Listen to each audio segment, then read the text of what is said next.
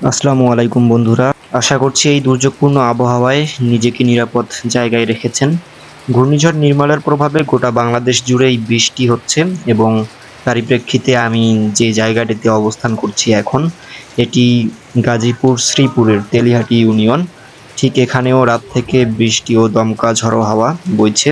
ঘূর্ণিঝড় রিমালের প্রভাবে কিন্তু গোটা দেশ জুড়েই এমন পরিস্থিতি এবং উপকূলীয় এলাকাগুলোতে সবথেকে বেশি ক্ষতিগ্রস্ত হয় এ ধরনের ঘূর্ণিঝড়ে। এবং যখন এমন আবহাওয়ার আভাস দেয় আবহাওয়া অফিস, তখন কিন্তু উপকূলীয় মানুষজন খুব বিপদে পড়ে যায় এবং নিরাপত্তার জন্য তারা কিন্তু আশ্রয় কেন্দ্রগুলোতে সবাই একত্রে সেখানে অবস্থান করে এবং সরকারিভাবে তাদের বিশুদ্ধ পানি ও স্যালাইন ও শুকনো খাবার দিয়ে থাকে। ঘূর্ণিঝড়ের অবস্থান স্বাভাবিক হলে সাধারণ মানুষ তখন কিন্তু নিজ নিজ বাসায় ফিরতে শুরু করে। সর্বোপরি আমরা যে যেখানেই থাকি না কেন, সৃষ্টিকর্তা যেন আমাদেরকে সকলকে নিরাপদে রাখে, এটাই চাওয়া।